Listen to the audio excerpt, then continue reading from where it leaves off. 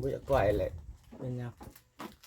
อยากเขาว่านั่นนั่นนี่เขาได้ยินเลยเขาว่าสิเฮา ว่าใช่เรื่องใด ไปว่าคันว่าน้องลงไปสิแจ้งจับ ผู้ใดเว้า นี่ผู้เว้า แจ้งจับ ผู้ใด ย่านไปเอาหั่นเอานี่เห็นแล้วเขาเห็นแล้วทำคลิป ผู้ใดสิแจ้งจับ จักเอาว่า แจ้งนะไปเฮือนลูกเฮือนเต้าตัวเองไปเฮือนตัวเอง เขาไปอยากให้ไปไกลเอาบ่ไปก็ยากพ่อเรียกกุ้มอยู่ขนาดตั้งแต่น้องไม่จุดให้พ่ออย่างเรียกเขาได้ยินเรื่องนี้เขาเสียใจบ่ไปรถเขาก็มีแหละเขาได้เงินชวนลูกเอาตีผ้าขายไปหาหลอกเขาได้เงิน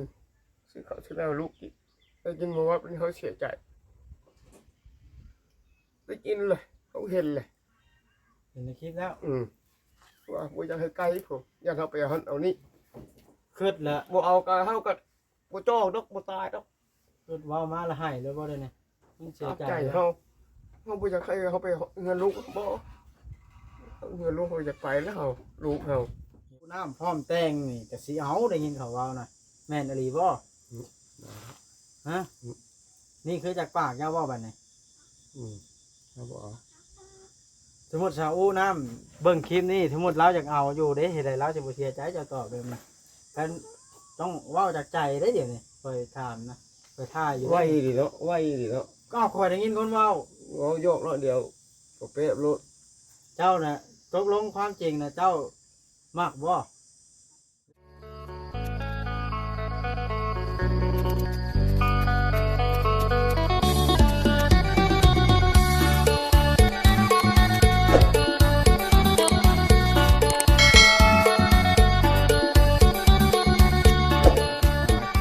มาเยี่ยมยามพอน้องไม้เปิดภาพขึ้นรอบนี้ก็ได้เนาะ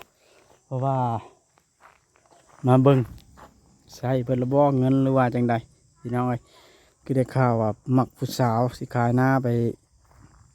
แต่งผู้สาวว่าซั่นตามที่ชาวบ้านเพิ่นว่าก็สิมาถามเบิ่งจากปากของพอน้องไม้แม่นอีหลีบ่หรือว่าจังใดพี่น้อง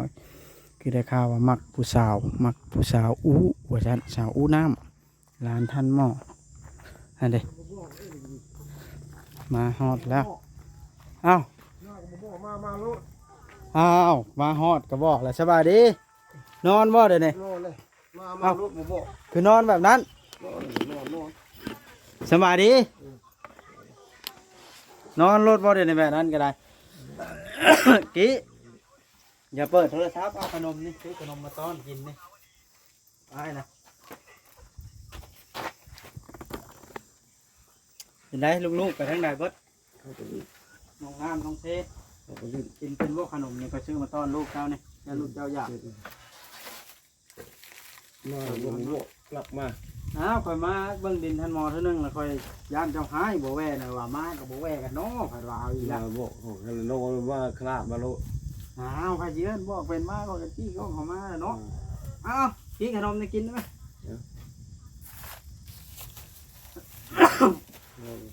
เป็นยังไงคือว่านอนแบบนี้เมาบ่ ไม่ได้บอกให้บอก เนื่องจากนอนเฉย นอนนี่ ๆรถเด็กขี่สะดวกอยู่ว่า ขี้แล้วลูกเอาไปขี้ให้ขี้นี่เขา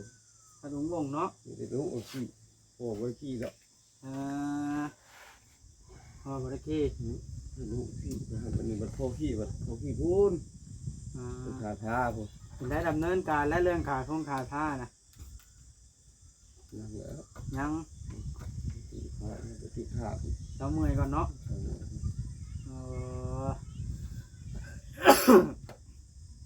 โหดโพเนาะอันนั่นเจ้าอย่าว่าท่านว่าที่แล้วคอยมีแนวสิมาอันถามจะปากเจ้าเหมือนนี้นะเจ้าตอบได้ก็ตอบบ่ได้ก็บ่ตอบเพราะว่าคอยได้ยินมาแว่วๆจากชาวบ้านเพิ่น เขาอย่าง นั่นแล้วคอยจังคล่องใจคอยจังมาถามนะไหนละเจ้าเดี๋ยวนี้นะขายหน้านะเพิ่นชาวบ้านเพิ่นว่านะย้อนมักผู้สาวแม่น เขา ดีป่ะ ใช้ ฮะ เขาบักไข่เขาไม่ได้บักไข่ เอ้าคอยได้ยินเขาเว่าอันนี้กับคอยชั้นกับบ่ถามแล้วหันหน้ามาพี่ เขาได้ หันหน้ามาคุยกันดิเบิ่งขอเสียงกล้องนะพี่ก็ได้สินี่ มักไผบ่ได้มักไผไร ง่ายกล้องมาพี่นี่เคยได้ยินว่าเจ้าน่ะมักสาวอู้น้ บ่บ่ได้มักเราโยกมันลิ้นซื่อ ำฮะ เราโยกลิ้นซื่อ บ่หยอกเล่นซื่อเจ้าคันสมมุติว่าสาวอู้น้ำพร้อมแต่งนี่ก็สิเอาได้ยินเขาเว้าน่ะแม่นอหลีบ่ฮะนี่คือจากปากเจ้าเว้าบัดนี้ เขาบอก สมมุติสาวอู้น้ำเบิ่งคลิปนี้สมมุติเราอยากเอาอยู่เด้เฮ็ดให้เราสิบ่เสียใจเจ้าตอบเด้อมันกันต้องเว้าจากใจได้เดี๋ยวนี้ค่อยถามนะค่อยท่าอยู่ ไหวดีเนาะไหวดีเนาะ ก็ค่อยได้ยินคนเว้า เราโยกเนาะเดียวก็เป๊ะรถ เจ้าน่ะตกลงความจริงนะเจ้ามักบ่หรือบ่ได้มัก บอกว่า บ่มักเนาะเขาคือเว้าซะ เนี่ยเขาละ หืม บอกว่าละเขาโยกเขากันเลยเขาโยกเขาแบบนี้ อ่าก ระเทยรู้เขาเอาเขากระเทยบัก เป็นแทงเร็วละให้เจ้าเอา เอากระเทย เออ เขาโยกเขาแบบนี้นะวันนี้เราอลิ แล้วจุดประสงค์ของเจ้านี่ก็บ่ได้มักบ่ได้อยากเอาบ่ได้อยากกินบ่ เรา ได้ โยกเขาจะชื่อเขานี่จะชื่อ อ๋อบ่ได้ยินเขาว่าเงินขายนะก็เอาไปให้ชาวอูเบิด ให้ไผเงินอันสาวใช้ได้เขาก็เอาไปใช้คันนี้เขาน้องเพเขาไม่ได้ให้เขาไผบอก เว้าเพิ่นชาวบ้านเว้าข่อยก็ออกชื่อบ่ได้แล้วยันเขาให้ข่อยเจ้าคิดเอาว่าไผเว้า เราไปทุกที่เนี่ยบุญจักเขาว่าถามเขาเลยเขาอยากพิจาร นั่นแล้วข่อยจังมาหาเจ้า ถามเขานี่ว่าปิ่นออก นี่แหละข่อย ขึ้นจากว่าเลยว่า ข่อยอยากรู้จัก เขา ข่ บ่ อย มัก ก็เลย ไม่ มา เอา ถาม หนึ่งมาว่าขวัญเขาเขาบ่มักใจเขาบ่คือมุ่งคือเขาว่าแบบนี้เลยเงินคำใช้เงินคำเงินเขาก็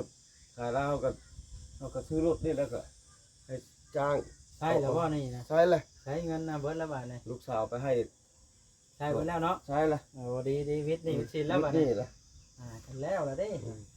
เงินลงทุนซื้อเล็กมาตีผ้าได้บา วั ท นนี้ที่แล้วเลยเขายังอยู่ เออ ที่ชวนลูกตีผ้าหา โย ขายผ้าขายไม่ชวนลูก พอดำเนินแล้วมันได้รถมาแล้วเด้ ไปหาขายผ้าขายไม่แหละบ้าน เรื่องเอาลูกเอาเมียนี่ยังเนาะ เขาบอกเอาคันเอาเขาโยกเขาเอาบ่โยก จะว่าวัดไหนยอนะเอากันบ่กับคอยบ่เลยว่าเลย บ่โยกเขาว่าเจ้าจะบอกคอยอยากคอยที่นาให้นาตะกาให้เจ้าเป็นผู้เฮ็ดคันในเพลูกเขาเอาแบบนี้นะเขาโยกเขาซื้อเขาเขาลิ้นซื่อนะ แล้วเอาไปลือกันนาลีเนาะ เขา โยข่อยก็ตกใจแล้วได้ข่าวว่าข่อยถามแล้วเราก็บ่มักผู้สาวว่ะข่อยก็ได้ยินข่าวข่อยก็มาถามเจ้าแล้วบัดนี้ ว่าอีเขาเพิ่นว่าลิ้น โอ้ท่านอันพ่อน้องไม้น่ะมักหลานท่านหมอได้เขาว่าข่อยได้ยินเขาว่ามักสุดไผว่าชาวอูเพิ่น เตะก็เขาโยกมันอยู่เขาโยกมัน อ่า มึงเพลลูกกูก็เพลลูกมึงเขาโยกแบบนี้นะเขาโยกเสาดาน เรื่องเงินเด้ที่ว่าเอาไปให้เนี่ยแม่นอดีบ่ เขาบ่ได้ให้ อันนี้เขาคนเว้าคือกัน เขาว่าเรื่องของเขาว่าเขาบ่ได้ให้เขา ข่อยได้ยินชาวบ้านชาวเมืองเพิ่นพูดแล้ว ว่าเลย ข่อยก็โอ้มันแม่นแท้บ่ เขาจะกูจะถามลูกสาวเขาถามน้องหมาย โยมันก็บ่จักแล้วถามน้องไม้ถามเจ้านี่แล้วพอถามน้องไม้แล้วก็บ่ได้อยู่กับเจ้า อยู่ซ้ำเรียกเขาอยู่กับเขาแหละเขาเกิด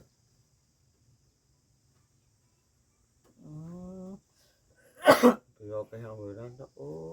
สั่งว่า ชาวบ้านชาวเมืองแล้ว ว่าหาเอาเงินไปให้เขา โยนี่ก็จ้างได้ข่อยก็ได้ เงินไปสั่งเงินเขาก็เขาก็เงินเขาเหลือเงินกับ6,000เมื่อวานนี้ ได้ใส่ข่อยเบิ่งว่านี่ยัง4,000นึง 4,000เขาเตะอีก1,000 เหลือ3บาท เขาให้น้องหมาย1,000 อ่า ให้ซื้อนมให้มันซื้อลูกมันนะ อ่า เขาก็เหลือ3แล้วก็เตะ1,000 บ่ได้ใช้เดี๋ยวนี้เนาะ เตะ1,000แล้วก็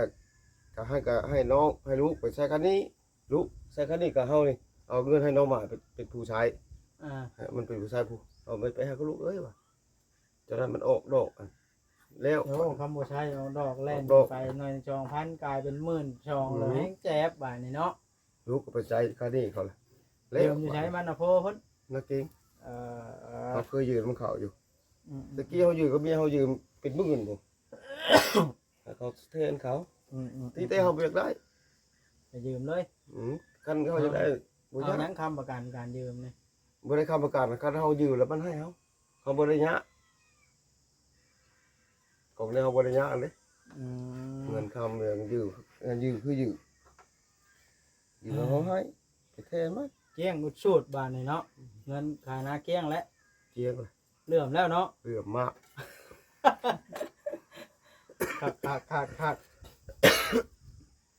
เรื่องมากหาไหม คะแนนค่อยคะแนนบอกขายอีกนะ บ่ขายบัตรมีแต่สีตัวหน้าปานนี้เนี่ยคิด มาได้ สิแบบนี้บัตร เล่าให้ฟังหน่อยกว่า สิหาเงินซื้อรถ ชื่อรถหยัง ซื้อรถไถซื้อรถไถเฮ็ดนา มีรถไทยนี่ได้เฮ็ดนาได้ข้าวกินชูลูกเต้ากิ ซื้ น อรถ แน่ ติดนี่ มีนากับมี นาเขาก็มีอยู่ ได้ชูลูกเต้ากินบ่ได้เฮ็ดเพียง นา คนมีนาอยู่บ่ได้เฮ็ดเพียงบ่เฮ็ดนานี่ค่อยก็ยอมคือกันได้ เขาสิเฮ็ดนาบัตรง านก็บ่ได้ไปเฮ็ดนาก็ปัจจุบันบ่เฮ็ดผัดนาก็มีอยู่นะ สิหาเงิน ข้อนี้ ซื้อ ข้อย ซื้อรถไถ ยอมให้ บัตรแต่เก่าอยู่กับแม่เพิ่นได้รถไถแม่ตายป้าล่ะ รถไทยซื้อรถไทย9คนก็ได้ เขาสิหาเงินซื้อรถไถมือสองนั่นแหละ10,000 ถึง 20,000แหละ อ่า ถ้าเขามีปัญญาอยู่จับนี้ครับถ้าเขาขายยังบ่ขายแล้ว ไปเฮ็ดกินเนาะ เอาให้กิน เออนาน่ะมันเป็นนาเจ้าเองบ่ นาเฮานาสมชาติกับแม่เฮา ก็ได้ยินชาวบ้านเว้าอีกขออนุญาตนำได้นี่เว้าเพิ่นชาวบ้านเพิ่นเว้า ว่าเขาว่าแบบไหน ก็สิเล่าให้เจ้าฟัง เออ แต่เรื่องนานี่นาเจ้าน่ะบ่ได้มีเจ้าน่ะเป็นเคยสู้มาอยู่นำเมีย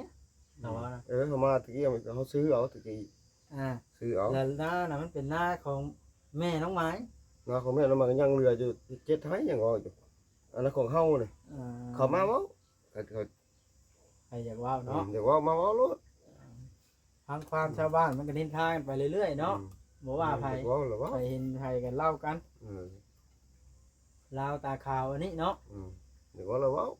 ลาวเฮาพอง่ายๆซะบ่ว่าไผอยู่ใส่เด้อยู่บ้าน เขา ข่อย บ่ ก็ ญาติดอก นินทากันรถได้บ่แม่นนินทาดอกเล่ากันนะมันเรื่องของ เรา เรา บ่ญาติมีเฮาก็ตายป้า ป้า เฮา บ่ได้ตีใครดอกว่าเล่าก็ได้เพราะว่ามันแนวมันนะ มีแต่อยากได้แล้วเฮาเงินบ่สาเฮือนได้ก็เฮือนเขาเฮือน ดาวเฮาป็ เฮือนแบบเฮือนน้องเฮือนนุ่งเขาบ่ให้มาตายป้าซื้อน้องก็เลย เพื่อนใช่ เฮือนนี่แหละ เพื่อนหลัง ทำงานกรุงเทพพุ่น เพื่อน น้องก็อยู่เฮือนหลังน้อยบัดนี้แหละ น้องหัวเจ้านี่วะ ดอกหัวน่ะอันนี้ก็เฮือนเขามาซื้อแล้วนี่เขาเลยซื้อลุงบ่ให้ โทรศัพท์ไผอันน้องหินลิ้นนี่ โทรศัพท์เฮานะ เจ้าก็มีเฮาโทรศัพท์บ่ได้ โอ้ข่อยรีบปิดหมด บ่ ข่อยเบิ่งข่อยโอ้ข่อย โทรศัพท์เครื่องนี้ได้มาได้ใช้ซะ เอาซื้อ ธรรมดาว่า เอา เนาะ ซื้อเอา เท่าไหร่นี่ เอาซื้อร้านฝ่ายนี่ อ่า คิด ก็ซื้อ เจ้าเฮ็ นี่ ด ใหม่ๆนึงเนาะ นี่แต่ว่าข่อยบ่อยู่เด้อ คลิปอันใดคลิปค่อยนะวะ อืม อยู่พี่เหรอวะ อยู่ทาง YouTube โยเจ้า ข่อยเบิ่งแบบนี้ได้ นี่เด้ ข่อยอยากฟัง นี่ใช้อันคลิปค่อยนะเจ้าติดตามอยู่ว่า ติดตามนะ อ่ะจุ๊บมองอย่างนั้น มันบ่ทันออกมันออกมาครับ สัญญาณบ่แห้งเนาะ มันมีสัญญาณ ใช้ว่าติดตามค่อยสิเบิ่งนะสัญญาณบ่แห้งอันนี้แบตก็เบิดเหลือ 6%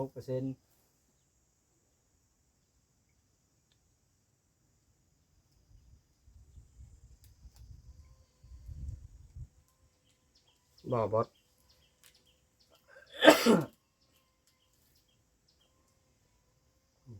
ยามันบ่เห็น อยู่นี่ค่อยให้เขาเบิ่งอยู่ มก็ มัน คือ มีอยู่ เนาะ เขาลิ้นแล้วมันเด้งไป คอยถ่ายคลิปแบบนี้เนี่ยแต่เจ้าสิบอกอย่างไรกับ FC เรื่องมักผู้สาวมักสาวอู้นี่เจ้าจะบอกเพิ่นในได้เพิ่นผู้เบิ่งความจริงความในใจของเจ้า ค่อยเว้าลิ้นอหลีเนี่ยบัด อ้าวเว้าเลยหรือเว้าเลยก็ให้อธิบายให้เพิ่นฟังเด้อนี่มันแม่นแท้บ่หรือบ่แม่นก็เว้าให้ เว้า เพิ่นฟัง ค่อยเว้าอหลีค่อยเว้าโยกสาวค่อยเว้าอหลี อ่า เอาโยกเพิ่นว่ามาเว้าแบบนี้อีกบัด ทางมักเด้มักอหลีบ่ บ่ได้มากเนาะเขาโยกเขา ทางมากนี่ก็บ่ได้มากย่อง เขา ย่อง ก็ นี่ โยกเขาก็เท่าสำนี้แล้วเนาะเขาก็เด็กน้อยจักเขาเสียบ่เขาก็บ่จักเขาบ่ลิผู้ชายเขาก็เขาจังได้เขาแนวคิดของเขาแบบนี้เขาบ่อยากเอาเมียเว้าสาธุสาธาแล้วกับตัว FC แต่ละคนนิสัยเขาบ่อยากเอาคันถ้ามีเงินซื้อเครื่องมาลิ้น ซื้อเครื่องมาลิ้นไปได้ ลิ้นคีย์บอร์ด ลิ้นเครื่องเสียงตู้ออกงานนะ ออกงานเขาแบบนี้นิสัยครับ ลายอันจะเฮ็ดแท้ผ้าก็จะตี ตีผ้าก็เขาก็ตีหาเงินแบบนี้เอานิสัยเขาแบบนี้ จะเฮ็ด ของเขาก็แต่เก่าเขาก็เป็นนักร้อง โอ้สร้างว้าวแท้ เขาก็เป็นนักร้องเขา เพลง แต่ ยังเป็นนะ ฮะ ร้องให้ฟังหน่อยว่า ต่อตู้ เอาคำหนึ่งเอางามทำเถ่าร้องให้ฟังหน่อยว่า น้องบ่ได้แล้วเจ้าต้องปิดก๊อกก่อน ปิดอันไหนถ่ายให้ซีเบิ่งหั่น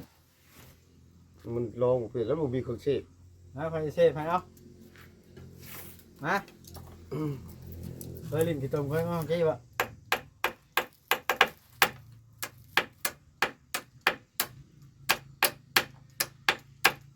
ฮันเสียงให้มันบ่ร้องบัดนี้ในอนาคตวางแผนว่าจะเฮ็ดเครื่องเสียงเนาะ เงินคนเขาแบบนี้ได้เงินได้คำพอได้เลี้ยงลูกเขาเขาก็เป็นอาจารย์คนหนึงแหละแต่งเพลง แต่งเพลงก็เป็นอีก แต่งเพลงเป็น เอาแล้วเพลงหยังอะน่ะ อยู่แต่งมีอะไรเพลงเขา แต่งออกมาดูเพลงมักสาวอูนี่ถ้าร้องแต่งออกมาแล้วมามื้อหน้า เตะเพลงยังบ่เตะ มันต้องแต่งเป็นได้กับชีวิต โอ้ จริง เจ้าเตะเพลงเจ้าว่าบ่ ฮะ เตะบ่ถึกใจหมู่มันก็มันก็ถึกอีก ทางที่ดีน่ะบ่พาวคิดก็ได้เนาะข้อยสิแนะนำมีแต่ ตั้งมกตั้งใจหาวิธีเฮ็ดนาให้ได้กินข้าวปีต่อมานี้ นาก็มีได้ผลก็หลายหั่นนะนั่นล่ะตายได้นาตัวเองมีไปเฮ็ดนาหมู่คู่ปีหมู่สิให้เท่าใดข้าวคันเฮ็ดนาตัวเองเฮาได้เท่าใดเฮาเอาเบิด เฮ็ดนาเฮาก็คันหมู่เฮ็ดเฮาก็เอาเข้าละหมู่ เคยปาให้หมู่เฮ็ดบ่ เคยป้าเขาน้องกูด้าเขาก็เฮ็ดปีหนึงเขาเข้าสอบมันก็บ่ให้พ่อแม่เขา พ่อแม่ของไผ พ่อแม่น้องอุดามเขาบ่ให้เข้า พ่อแม่น้องน้ำเคยเฮ็ดนาจ้าบ่ เขาเฮ็ดปีหนึงปีที่2เขาเฮ็ดทำบ่ให้เฮ็ด เจ้าเราจะได้แล้วมาเฮ็ดเอาเนาะคันอยากบ่อยากให้เข้าเอากับ บ่ เจ้าเนาะ บ่ บ่แม่นว่านั้นวะ บ่เอา เอ่อ บ่โยกนี่ซื่อบ่โยกตามธรรมชาติเขาจะเขาบ่เอาละบ่โยกนี่ซื่อว่าอลิ เจ้าเว้าให้เขาก็เล่าแล้วมันแม่นความเขาได้ เบ้ของเขาอยู่เขาว่าเบ้ของเขาหรือเขาว่าอลิแต่ว่าเขาก็ว่าอลิอันนี้เขาว่าโยกคือว่าอลิ เอาบ่ว่ากับเจ้าเขาถามเจ้าถามแล้วแม่นอลีเนาะ เขาว่าโยก แต่เขาตอบตกลงเอาบ่ ยังอยู่ที่ เขาบ่ให้คำตอบครับ พ่อ เขาก็จะไม่ได้ถาม พ่อไม่ใช่จะทำเลยไม่อยากใช่ ใช่ใช่ตรง เนี่ยน้ำมันล่ะก็เฮ็ดปริถามนี่แท้ เออ นั่นน่ะฮะ ค่ะแบบวันนั้นยายให้มันเลือดรับเครื่องนะ มาสาย ไม่ สา ได้ ด บอก อืม ใช่ใช่จะท แต่ใช่อีกเครื่องนึงได้ใช่เด็ดดีให้มันรับเครื่องแล้วตายแล้ว ำเว้น ค่าแจกแม่แล้วนี่ ไปเปย์ว่าเลย เจ้าได้ไปเฮือนน้องหมาอยู่บ่ หนังด้วย ไปเลยไม่อยากไปเลย เป็นหยัง ยักเขาว่าแต่นั่นนี่เขาได้ยินเลยเขาว่าเสียเฮา เว้าใช่เรื่องใด ไปวันคันว่าน้องลงไปสิเจ๊จับ ผู้ใดเว้า นี่ผู้เบา แจ้งจับ ผู้ใด ย่านไปเอาหันเอานี่เห็นแล้วเขาเห็นแล้วทำคลิป ผู้ใดสิแจ้งจับ เอาว่า แจ้งนะไปเฮือนลูกเฮือนเต้าตัวเองไปเฮือนตัวเอง เขาไปอยากให้ไปไกลเอาบอกไปก็ยากพ่อเรียกกุ้งอยู่ขนาดตั้งแต่น้องไม่จุดให้พ่ออย่างเรียกเขาได้ยินไหมเขาเสียใจบอกไปรถเขาก็มีแหละเขาได้เงินชวนลูกตีผ้าขายไปหาหลอกเขาได้เงินซื้อข้าวซื้อแล้วลูกอีก ได้กินมาว่าเป็นเขาเสียใจได้กินเลยเขาเห็นเลย เห็นในคลิปแล้ว ว่าบ่อยากให้ไกลผมอยากเอาไปหันเอานี่ คิดละ บ่เอากะเฮาก็บ่จ้อกดอกบ่ตายดอก คิดเว้ามาละให้เลยบ่ได้เนี่ยมันเสีย ตาม ใจ ใจเฮาบ่อยากให้เฮาไปเงินลูกบ่เงินลูกเฮาอยากไปแล้วเฮาลูกเฮา โยแนวมันแล้ว ไปหาหลานเฮาอันนั้นก็บ้าเช้านี่ก็บ้าเลย ฮะ มาลีกันนี่เลย หลานยานะ มันจะปูมันไปซื้อจากอีบันเดือปู ไอ้สิจับพ่อตัวเองเจ้าก็ได้ คือน้องเลย เจ้าบ่แม่น กินข้าวเอาเลยเขาเบิ่งเลย เจ้าเคยโวยวายบ่ จับเข้าคุกเอาออกจากคุก สั่งเว้าแท้ มันหลักจังลูกเขาก็ดิเอาเว้าบ่ดีนะมันหลักพี่ชา เว้าเป็นตาเงึดแท้บาดน่ะ หลักคันหลักนี่บ่มันมีแต่ไปธรรมชาติของมันนิสัยมันแบบนั้นบักอ่ะนะเมื่อฟังแล้วเขาเกลียดเราใส่เฮาผู้แบบชื่อขี้กันเลยด่าอีกกระทึกน้องด่าก็ได้ ก็ว่าบางคนชื่อรถชื่อรางเขามันทันใจเขา บางคนก็เห็นดีอยู่ซื้อรถบางคนก็บ่เห็นดี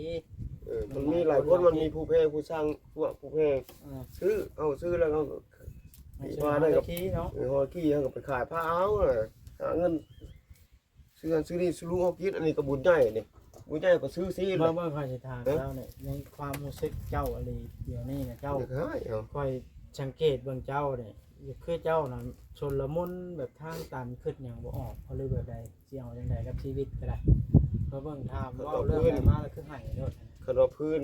คันเฮ็ดบุญกับอันนี้กับเบาเยังผูกเพศคนมีสะพานบุญให้พ่อและแม่ทั้งอยู่ต่างประเทศเงินข้ามพวกนี้เป็นผู้กลับเขากับเห็นเงินจะกี้บัดนี้บัดเปลี่ยนข้อบัดยังเว้าเชียวอีกข้อเขาโม่ท่านเป็นเขาเบายังซื้อข้อตั้งห้าไปเลยยังเว้าซื้อเฮามากินมากินเปลี่ยนเด้อว่าเอาบ่ได้หลายเอาคู่เดียวนึงคู่เบอร์16ค่ะ เอาหมูไปเอาไปสกินได้ใช้เนาะ เขาก็ยังอยู่ เอาไป บัดนี้เขาบอกส่งคืนซะวันนั้นพอซื้อดอกเขาบ่ต้องบัดนี้บ่ไปใกล้เขาคะแนนพังของพ่อเฮ็ดเวียกนำพ่อนี่พ่อตีผ้าก็ลง150,000เฮ็ดเวียกนำพ่อนี่รถก็มีนะเฮ็ดไปจูดท่าที่นำมาตีที่เฮาจะได้ลูกได้เมียพ่อแต่งให้ เงินไม่ใช่แต่ เงินอยู่ใส่กระยามัน เอามาแล้วมันตันเนาะ โอ้เอาจากหายนะ รู้จักช่างเอา พ่อนี่พ่อกับลูกกับพ่อนี่เป็นผู้เลี้ยงกับลูกกับพ่อผู้เลี้ยงมันก็บ่ใหญ่น้องหมาคือกันเลยว้าวดีฮะเดี๋ยวหาย รู้จักแนวเนาะ อันนั้นก็มีตัวนี่ติดนี่ไปจ้ะมีตัวนี่ว่าเงินกับมาโมมาทามันเป็น3-4 ล้านว่าในเงินล้านเดียวนึงโอ้ย เอา เขา ไป พัง โอ้ได้3-4 ล้านดาวเอาป่ะ เอาพังอันนั้นเขาก็หูละน้องหมายว่าได้เงินล้านเดียวมันบ่แม่นล้านเดียวบอกเขาเล็กกว่ามันไปเอาเสียเอาบ่ เจ้าเครียดเพราะลูกตัวเองบ่ได้เนี่ย เครียดทนลูกกูได้ เครียดแล้วหยัง เขาสีหน้าได้เหรอบ่ต้องมาใกล้พ่อก็อย่ามึงหังมึงมีนะพ่อทุกข์เขาเอาแบบนี้อยู่ตามธรรมชาติของพ่อสิอยู่กันลูกเอาในนั้นนี่ลูกหังมึงมีอยู่แต่ลูกพ่อจะคล้ายเมื่อย จ่าแจ้งจับน่ะลูกบ่ลืมไป มีผู้เอา เจ้าบ่เว้าให้ฟังเนาะ อืม อืม อยากเว่าใส่ลูกเขาจับเลยมันรักคือจ้ะมันรักบอกคันรักจับเขาคู่เอาสิเปียวออกรักคือจ้ะไปซื้อกันยังว่าสิ เรื่องของมนุษย์มนาโล ว่าก ใส่ เฮา ลูกเขาบอกแค่ลูกเขา เฮาทุกข์เรื่องมนุษย์เด้อ เขาทุกข์ เฮา เขา เนี่ย อยู่เพื่อนเขา ไปใส่กับหมู่แนมนะหมู่ย่านไปหลักหันหลังนี้ เขาชอบ กฎของมนุษย์อันนี้นะเฮากลายเป็นคนบุหรี่เลยนะคนทุกข์นี่ บุรีเลย หา เขา ข เลย องห นี่ มู่กินมีแต่ว่าให้ เขา เก่ง บุไรนะใจเขาบุคือหมู่นะเขาบุอยากให้เฮ็ดนะใส่ลูกเขา คือ ทั้งชีวิตเจ้าก็ไปตายต้นนี่เนาะ เฮ็ดได้ไหมเฮ็ดได้ไหมมันจะเฮ็ด มันเป็นแบบนี้เพราะ เอ ว่า อ เจ้าจ้องชีวิตตัวเองลงย้อนกินเหล้าเจ้าบ่เลิกเหล้า มันจะเฮ็ดรถไอ้จะ เจ้ามี ลูก บ่ เขาเพมุดลูกเขาจะ เจ้าบ่มีความสามารถเลิกแล้วเอ้าเช็ดขี้มูกนี่ เขาเพลูกเขา เจ้าน่ะหนี่จากตัวเหล้านี่บ่ได้ช่วงหนึงคือหนีได้แล้วพันหนีบ่ได้อีก นี่บ่ได้ว่าเซลนะนี่เขาก็คือเขากินอยู่กินเล็กๆแล้วเนาะ เครียดแต่กินเหล้า เที่ยวกินเขากินบ่ได้ไปกินน้ำหมูเขาอยู่แต่เงินเขาอยู่คือน้ำบ่ได้กินเป็นชาชาย วันนี้ได้พาลูกกินข้าวนั่นจัง ยังก็ได้กินตอนแรกว่าสิให้เขาไปซื้อมันเดือดซื้อปลาดิน เงิน1,000เหลือขายน้านั่นนะน้องเห็นโอ้ยตัวน้องเห็นแล้วจะอยู่ได้ให้ไปอยู่น้ำเอื้อยได้เพิ่นบ่ไป มันบ่ไปมันเอาเข้าเอื้อยมันบ่แซ่บเนาะมันเฮาบ่กินเพราะเข้าเอื้อยมันเอาว่าเข้าเอื้อยบ่แซ่บเนาะ ค่อยอยากแนะนำนี่ให้ลูกเนาะคนน้อยเจ้านี่ไปอยู่น้องๆมา มันบ่ไป เจ้าละอยู่พี่มีหยังก็อยู่ มันบ่ เที่ยว ไป จอบเมาลูกตัวเอง มันบ่ไปมันเอากินข้าวยังบ่กินอีกนะมันเอาบ่แซ่บเนาะเข้าเอื้อยมันบ่แซ่บ อย่างน้องนุ่งก็อยู่เพิ่นเจ้าละหาทางไปหาเฮ็ดงานพอได้เงินฉ่ำ เอาไปใช้มันก็ยากแบบนี้แล้ว เฮ็ดงานแถว เฮาจะไปไทยอยู่เฮาจะไปไทยแต่ว่าเฮาจะไปก็ได้อยู่ไทยแต่ว่าเฮาได้รถแล้วบัดเฮาบ่ไปบัดนี้เฮาตีพากับมื้อนึงเฮาได้4ดวงนี่พาเฮาโดนมื้อนึง1,500,000มื้อนึงให้4ดวง5ดวงเฮาตีมันก็ได้6เศษได้มื้อนึงเฮาตีพาได้เงินได้ ดวงเท่าใดจังสิแพงแท้ โอ้ดวงละเศษ5โซนว่าก็3เศษเอ้า ได้มื้อละ4ดวง 4ดวงต่ำสุด 4 20 เออ มา500,000เงินขายเบิด อ่า ต่อมื้อนึง ก็ เนาะ เลยพอได้กินนั่นเด้เฮาไปทำงานอยู่นั่นก็ได้แสนปลาย600,000 หลายอันหลายแนวยุ่งยากในชีวิตเดี๋ยวนี้เนาะ โอ้ นี่ FC คอมเมนต์มาอยู่อีตนแต่คนน้อยนี่แหล้ว บ่ค่อยบ่ทิพย์ลูกค่อยค่อยบ่ทิพย์ลูกค่อยแต่ว่ามันอยู่ในเอื้อยมันอยู่ เอื้อยมันก็แบบนั้นแหละอยู่ให้มันอยู่แต่มันซะให้มันเอาผัวซะหาผัวให้มันเลย หาไผให้ หาน้องหมายอะ หาไผปล่อยก็มีเมียล่ะ น้องพื้นมีผัวมักผัวหักมันนั่นแหละให้เจ้าหาให้มันให้เฮ็ดนาเนี่ยก็เฮ็ดน้ำพ่อแหละเฮ็ดน้ำหวานเนี่ยคันมันบ่เฮ็ดสิเฮ็ดได้ แล้วแต่ใจเพิ่นได้เรื่องหาเฮาบ่มีสิทธิ์กำหนดเขาได้พอน้องหมายเด้ พอได้มีผู้เบิ่งลูกมัน อืม มีคันเบิ่งลูกมันวัดจะไปใช้มาปาที่ไว้นี่เลยที่ว่าไปแล้วบัดเช้านี้ก็ไป เคยเนาะมาปลาพี่ก็ได้ โอ้มันมาป้าให้พ่อไปเลยเอาเจ้าหักบักอันมันพ่อพังควงเลยถ้าพ่อเฒ่าเบาสั่งให้นอนก็นอนสั่งให้นั่งก็นั่งหันอยู่น้ำมันเอฟ หมอนิ้วว่า เป็นหมอนี่ไง อ่า หันอยู่น้ำมันเอฟกันอยู่น้ำพ่อเฒ่ากันนอนแล้วมันนอนสั่งให้บีบขออนุญาตนะบีบแค่กูได้ปะบีบเลย บีบตามประชาวันแล้ว แล้วก็แพงโบราณจ้ะ เพลงไหมเพลงเพลงเนาะเพลงเจ้าหน้าตาผมเพลง ขอยเชื่อเยอะว่าจะแพงว่าเห็นเจ้า แพง ต้น ไปสิบ่เพลง กัน เพลงหลานพระจิบเพลงเนาะ สาเหตุที่เจ้าเป็นเหล้ากินเหล้าเสียหัวจิก้นนี่ย้อนเครียดนี่บ่ได้เนี่ย เครียดเพลงหลานพระจิบเพลงเนาะหลาน ถ้าให้ผู้อื่นมาย่อมาโจมชีวิตเฮานี่บ่ได้พอน้องไม้ บ่ ต้อง เพลง คิดให เอ ม่ว่า อ มีแต่ว่าตั้งใจสู้ด้วยตัวเฮาเองถ้าเป็นไปได้ถ้าเฮาบ่เข้มแข็งนี่ผู้อื่นให้เหยียบย่ำเฮาไปหน้า เหยียบเลย คนเฮาอยู่ได้ย้อนเข้มแข็งอ่อนแอเท่าใดหมู่ให้เหยียบคน ก่อนนี่ เว้าเรื่อง ถ้าเลี้ยงเห็นลูกแล้วคือใช้เมียน้ำตาคุเมียก็บ่มีลูกก็บ่ไปอยู่นำเอื้อยก็ได้คันไปอยู่นำเอื้อยพ่อไปหาเงินได้เงินมาพ่อสิเอาให้เงิน เอาอย่างเงี้ย มันบ่อยู่ซะบาดนี่ มันได้รถไถเฮ็ดนาเนาะ อืม เจ้าก็ได้ เฮ็ดนา พาลูกเฮ็ดห้องน้ำน้อง เออ เด้เนาะ เฮ็ดนา น้องมาจะมาเฮ็ดน้ำกับมาเนาะ อืม ย้ายไปอยู่พุ่น แล้ แล้ว ว ก็ ก็ได้เพิ่นว่าพ่อไปว่าสิแจ้งจับว่า ไปเวลาเดี๋ยวนั้นนี่แซวเราเห็นแล้วเห็นเขาว่าเอาแซว เจ้าเคยไปโวยวายไปให้บ่ เจ้าไม่ได้ไปเขาไม่ได้ไปเขา มันก็ต้องมีเหตุและผลได้ทุกสิ่งทุกอย่างบ่แม่น เขาบ่ไปไกลอีก เว้าแนวใดแล้วเว้าได้คนนะ เขาบอกไว้ใกล้ ยอมผมเองน้องเห็นเพิ่นไผยอมให้ จนว่าเขาสิว่าเฮาไปเอาหั่นเอานี่ อยู่ได้นั่นแหละ ไว้ เนาะ ได้เราบอกว่าถ้าลูกอยากมาเฮามาเขาเห็นแหละเขาเอาเสียเฮา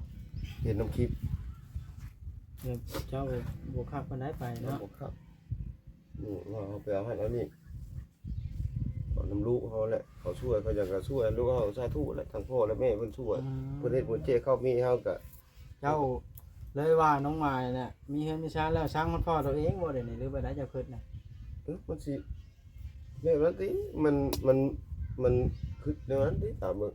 บ่ว่าดอกบ่ได้ อย่างวะกินพ่อก็ซื้อเอาเงินพ่อมีอยู่ดอก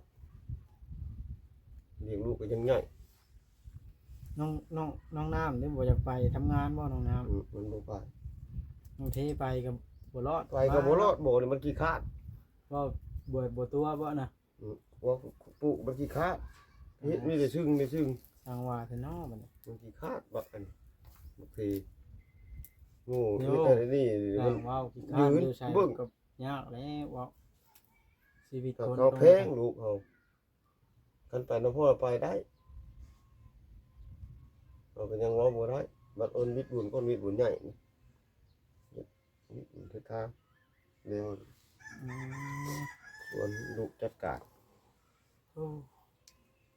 อะจังไดก็สู้เด้อค่อยก็เข้ามาดูอยู่ค่อยก็สิมาเล่นน้ำให้กำลังใจเด้อว่าน้องไม้ บาป สู้เด้อ เลี้ยงลูกเลี้ยงหลานเพราะ เจ้านี่บ่ว่าหยังหรอกว่าข่อย บาป มาแวะลิ้นน้ำแต่ละมื้อบ าปนะครับบาป บ่พอน้องไม้ เอ้อ ข่อยมาแวะลิ้นน้ำนี่ก็บ่ได้ว่าหยังหรอกว่า เขาบ่ได้ว่าเขาชาตุบาลีนเขาตลอดดีใจบุญนี่ก็มาอีกบุญใหญ่เขาซื้อ